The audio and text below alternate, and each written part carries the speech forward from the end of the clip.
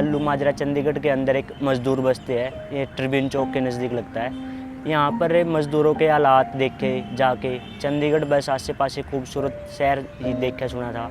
असली चंडीगढ़ क्या है, आसे पासे कितने लोग बसते हैं, लोगों के हालात क्या है, उनको देखकर वहाँ पर काम करने का मन किया।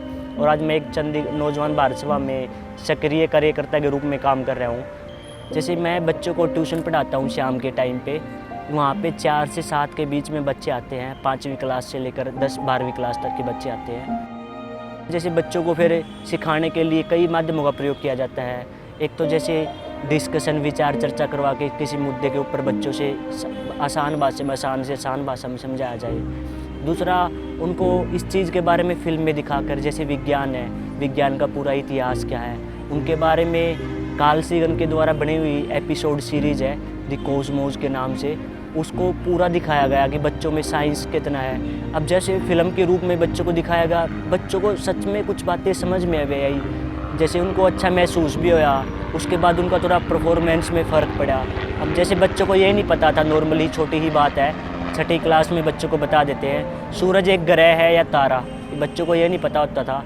फिर वैसे बैठ के बच्चों से बातचीत करी, अपने शहीदों के बारे में बताए, इन सारी चीज़ों को अवेयरनेस करें ताकि उनका जो चेतना का, उनका सोचने विचारने का तरीका बदले, असल समाज में क्या हो रहा है।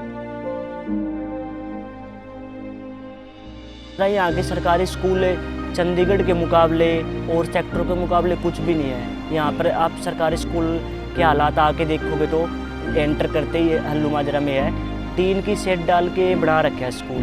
मतलब कि ये तो आज कई जो झोपड़ी पट्टी जैसा स्कूल उन्होंने करके छोड़ रखा है। फिर दूसरा, स्कूल बच्चों की स्ट्रेंथ, मतलब कि छोटी छोटी क्लासें होती है, बच्चे बड़े बड़े होते हैं। अब कई बच्चों ने तो कंप्यूटर ही अब 10वीं क्लास में आके कंप्यूटर अकल जो मतलब आँखों से पहली बार देखा छू कर कि ये कंप्यूटर नाम की चीज़ है, कंप्यूटर का क्या होता है, कंप्यूटर कैसे काम करता है।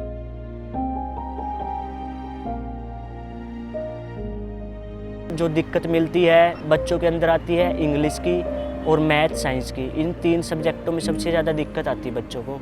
मतलब बच्चों को तो इंग्लिश में तो पास होने के चांस मतलब कि 100 में से 2 या 3% है जो बच्चा अपने दम पे इंग्लिश में पास हो सकता है। और फिर बच्चों का भी उनके गैप है, टीचर का और बच्चों का। जो बच्चे हैं वो कोई यूपी से आया है, कोई बिहार से आया है, कोई पंजाब छत्तीसगढ़ से आया है, वो ना अपनी आराम से नॉर्मल भाषा नहीं समझ पाते। जैसे यहाँ टीचर बात करने की कोशिश करते कि अंग्रेजी माध्यम। बचपन में शरीर ग्रोथ के लिए सबसे ज़रूरी, मानसिक ग्रोथ के लिए खेल कूद बहुत ज़रूरी है। बच्चों के अंदर ये कमी यहाँ पे बहुत ज़्यादा दिखती है इस चीज़ को लेकर। सेक्टरों में तो इन्होंने पार्क बना के जिम वगैरह लगा दिए, खेलने के लिए सामान उपलब्ध करा दिया है। पूरे हल्लू माजरा के अंदर यहाँ की आबादी 70,000 के करीब है और कम से कम भी 20,000 बच्चे आराम से होंगे, लेकिन एक भी खेलने का मैदान नहीं है। खेलने के मैदान ना करके बच्चों की ग्रोथ भी रुकती है, ये प्रॉब्लम भी आती है।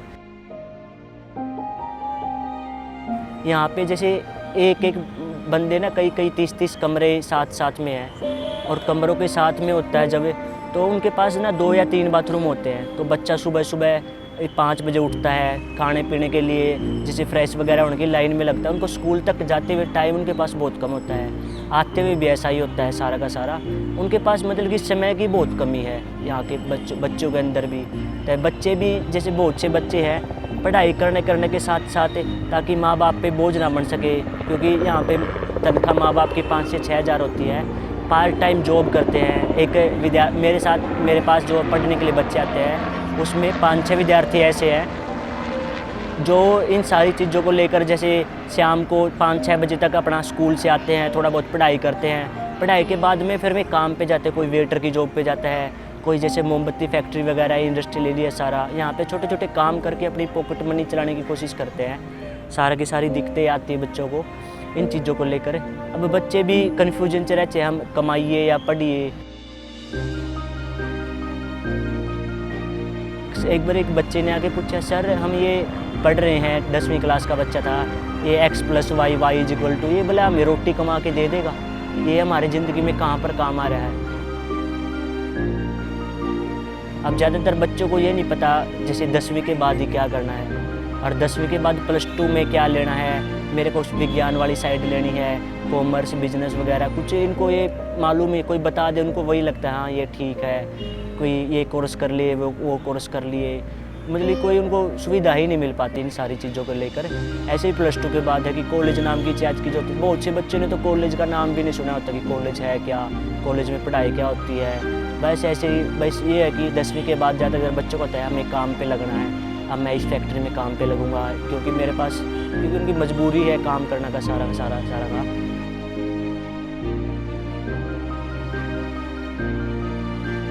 का। नौजवान भारत सभा अलग अलग जगहों पर पूरे जैसे पंजाब क्षेत्र में यहाँ पर जहाँ पर वो काम करते हैं बच्चों को निःशुल्क शिक्षा के अंदर फ्री शिक्षा उपलब्ध कराई जाती है समय समय पर। नौजवान भारत सभा में कोई तनख्वाहदार मुलाजिम नहीं है, सारे के सारे जैसे कोई में पेड वर्कर नहीं है, सारे के सारे अपनी स्वय इच्छा से लगे हुए हैं ताकि भगत सिंह के सपनों का समाज बनाया जा सके। जो गैर बराबरी है बच्चों का, कोमलता जो उनका जीवन भरा है उसको सुधारा जा सके, उसको बचाया जा सके, संजोया जा सके, उसको बदलने के लिए सारी मुहिम लगी हुई है।